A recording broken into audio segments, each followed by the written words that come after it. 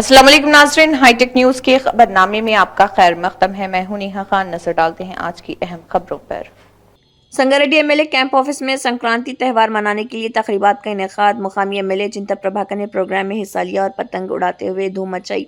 इस मौके पर एमएलए चिंता प्रभाकर ने कहा कि संक्रांति त्यौहार एक ऐसा त्यौहार जो हमें अपनी रिवायत और सकाफत की याद दिलाता है। उन्होंने उम्मीद जाहिर की कि यह त्यौहार जो कि खानदान के अफराद, दोस्तों और तमाम लोगों की तरफ से खुशी से मनाया जाता है, हर एक की ज़िंदगी खुशियों और सुकून से भर दे। उन्होंने कहा कि त्योहारों पर सियासत करना एक आम सी बात। साबिक़ सीडीसी चेयरमैन कसला बोची रेड्डी, विजेंद्र रेड्डी, टाउन सदर आर वेंकटेश्वरुलु, सेक्रेटरी नरसिमुलु और दीगर इस मौके पर मौजूद थे। ఇంగ్లీష్ సంవత్సరాల ప్రకారం మొట్టమొదటిగా వచ్చే పండుగ అయినటువంటి సంక్రాంతి పండుగ సందర్భంగా మరి పతంగులు ఎగిరేసి ప్రజలందరికీ కూడా ఈ నియోజకవర్గ ప్రజలకు తెలంగాణ ప్రజలకు కూడా శుభాకాంక్షలు తెలియజేయడం జరిగింది. వారి క్యాంప్ ఆఫీస్ పైన ప్రభాకర్ నాయకత్వంలో మరి టీఆర్ఎస్ పార్టీ పట్టణ నాయకులు అందరూ కూడా పట్టణాధ్యక్షులు వెంకన్న కానీ, మున్సిపల్ మాజీ వైస్ చైర్మన్ విజయనగర్ రెడ్డి గారు, మిగతా కౌన్సిలర్స్ మాజీ అందరు నాయకులు కలిసి అలా శుభాకాంక్షలు తెలియజేస్తా ఉన్నాం. ముఖ్యంగా సంగారెడ్డి అంటే తెలంగాణ అంటేనే సంస్కృతి సాంప్రదాయాలకు నిలయంగా మన దేశంలో నెంబర్ 1 రాష్ట్రం. దాంట్లో సంగారెడ్డి ప్రజలు కూడా మొదటి నుంచి పండుగలంటే మరి ఎవరి ఇంట్లో వాళ్ళు కుటుంబ సభ్యులతో కలిసి సంతోషంగా చేసుకున్నటువంటి పండుగలు మనందరం చూస్తూ ఉన్నాం, అందరం చేసుకుంటాం కూడా. కాకపోతే ఈ మధ్య కాలంలో మనం చూస్తూ ఉన్నాం పండుగలను కూడా రాజకీయం చేసి, నేను ఇంతకుముందే పేపర్లో కరపత్రం చూసిన, అరే దసరానే మొత్తం రాజకీయం చేసి దసరాకు వచ్చినటువంటి గ్రౌండ్లకు వచ్చినటువంటి హిందూ బంధువులందరూ కూడా మరి పరిశాన్ అయిపోయి మనం దసరాకు వచ్చినామా ఎవరైనా నిర్ణయకు వచ్చినామా అనే ఆలోచనకు వచ్చినటువంటి సంగారెడ్డి ప్రజలు ఇలా కరపత్రం చూస్తే మళ్ళొకసారి మరి నవ్వన్నా ఏడువన్నా ఏం చేయాలి అర్థం కాని పరిస్థితి ఇలా కరపత్రం చదివితే అర్థమైంది. ముఖ్యంగా మేము సంగారెడ్డి సదాశివపేట పట్టణ ప్రజలకు విజ్ఞప్తి చేస్తూ ఉన్నాం. 2018 ఎన్నికల్లో అప్పటిదాకా ఉన్న ఎమ్మెల్యేగా ఉన్న జగ్గారెడ్డి మరి సంగారెడ్డి కాన్స్టిట్యున్సీలో 10,000 మందికి నేను ప్లాట్లు ఇస్తా, మరి నా ప్రభుత్వం వస్తా అని చెప్పి ఎలక్షన్లో మేనిఫెస్టోలో పెట్టి అదే ఐఐటి పక్క అని చెప్పిన విషయం మనందరూ కూడా తెలుసు.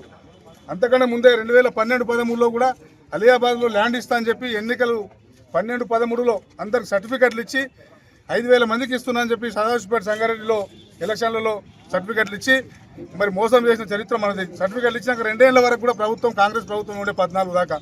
మరి తర్వాత ఏం చెప్పిండు 18లో నేను ఓడిపోయినా కాబట్టి చేయలేకపోయినా సార్ నన్ను ఎమ్మెల్యే గెలిపియండి, 2018లో ఎన్నికలు గెలిపిస్తే 10,000 మందికి ఐఐటి పక్కకు ప్లాట్లు ఇప్పిస్తా అని చెప్పడం జరిగింది.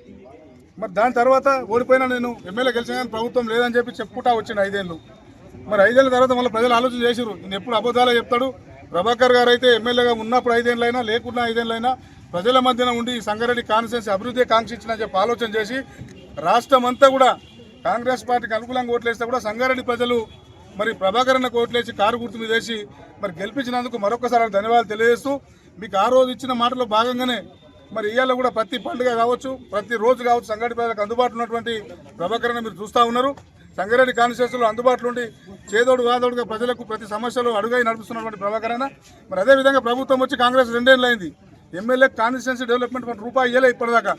అయినా కానీ అధికారులతో సమన్వయం చేసుకుంటూ ముందుకు పోతున్నటువంటి విషయం మీ అందరికీ కూడా తెలుసు. మరి మనం ఆలోచన చేసుకోవాలి, కరపత్రం చూసిన వాళ్ళు కానీ చూడని వాళ్ళు కానీ ఆలోచన చేసుకోవాలి. రేపు అందరి మళ్ళీ గంజిబాయిలో మీటింగ్ పెట్టి మరొకసారి మోసం చేయడానికి ప్రయత్నం చేస్తూ ఉన్నాడు.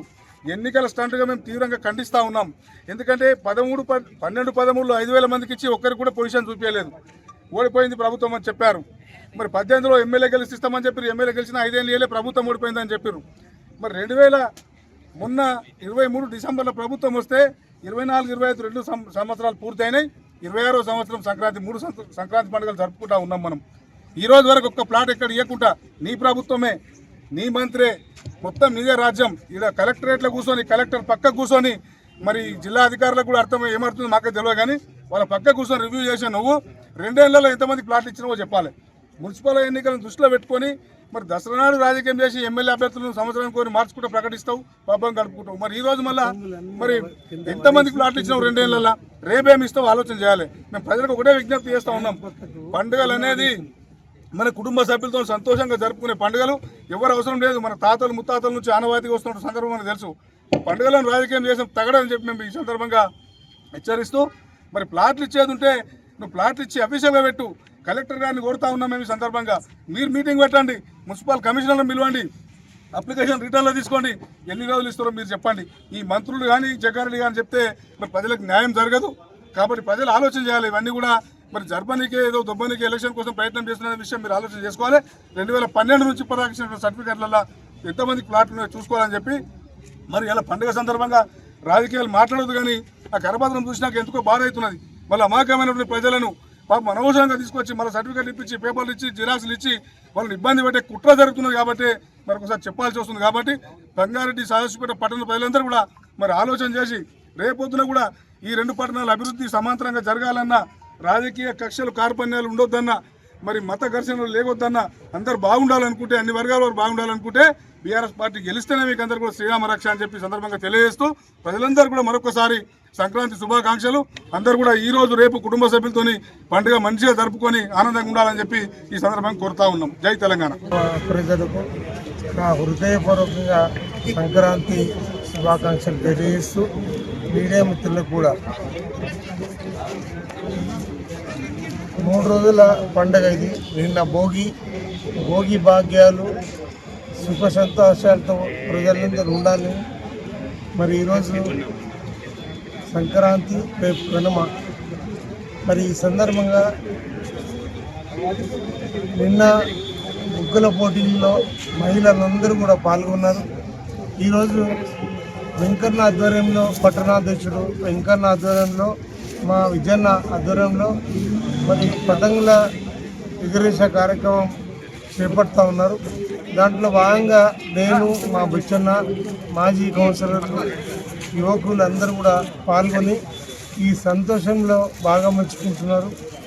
మరి అందరూ కూడా ఈ కాన్స్టిట్యున్సీ అందరూ కూడా సుఖ సంతోషాలతో ఉండాలని, పండుగను బాగా జరుపుకోవాలని మనస్ఫూర్తిగా కోరుకుంటున్నా. మరి ఈ పండుగలన్నీ రాజకీయం చేయటం కరెక్ట్ కాదు.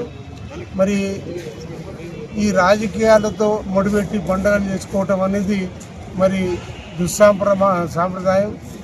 మరి ఈ పండుగలు చాలా ఔన్నత్యంగా, ఉత్సాహంగా చేసుకోవాల్సిన ఈ పండుగ మరి మన సంస్కృతి సాంప్రదాయాలు కూడా వెలుగుచ్చేటువంటి పండుగలు ఇవి.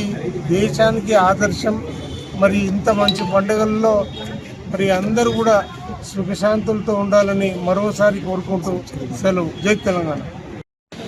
పార్టీ కుటుంబ సభ్యులందరూ కూడా ఇక్కడ జెండా మన పతంగులు ఎగరేయడానికి రావడం జరిగింది. సంతోష శుభాకాంక్షలు చెప్తాను. ఇలా భోగి పండుగ జరుపుకోండి. రేపు కనుమ, అన్ని పండుగలు కూడా శుభాకాంక్షలు చెప్తాను. ఎందుకంటే గత 10 సంవత్సరాల నుంచి కూడా ఎమ్మెల్యే గారు చిత్త ప్రకారం